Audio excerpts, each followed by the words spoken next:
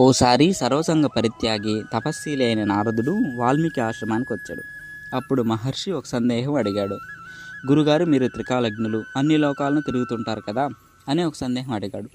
ఎలాంటి పరిస్థితుల్లోనైనా వెనుచూపనివాడు, సకల సద్గుణ సంపన్నుడు, ఇచ్చిన మాట తప్పనివాడు, ఎవరిపైన అసూయ లేనివాడు, ధైర్యశాలి, ఎప్పుడూ చక్కని రూపలావణ్యంతో ఉన్నవాడు, సకల శాస్త్రాలను అధ్యయనం చేసినవాడు, యుద్ధంలో దేవదానువులను నిగ్రహించగలవాడు, ఇన్ని లక్షణాలను కలిగిన మహాపురుషుణ్ణి గురించి చెప్పండి.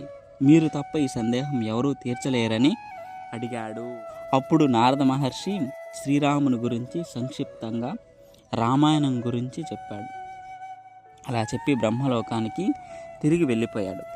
కొంతకాలానికి వాల్మీకి మహర్షి ఒకనాడు తన శిష్యులతో కలిసి తమసా నదీ తీరంలో వెళ్తుండగా ఒక వేటగాడు క్రౌంచ పక్షుల జంటలో మగపక్షిని కొట్టేస్తాడు.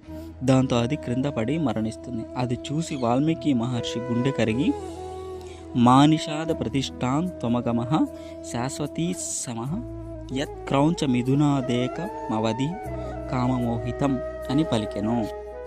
మహర్షి మనసు తెలిసిన బ్రహ్మగారు మహర్షి నోటి నుండి వెలువడిన శ్లోకము రామాయణానికి బీజరూపమైన శ్లోకంగా భావించి, శ్రీరాముని చరిత్రను నీవు రచింపుము, ఈ భూమిపైన అనంతకాలం పాటు రామాయణ శాశ్వత కీర్తిని సంపాదించునని చెప్పి, యావత్ స్థాస్యంతి గిరః సరితశ్చ మహీతలే తావత్ రామాయణ కథ లోకేషు ప్రచరిష్యతి అని బ్రహ్మగారు పలికెను.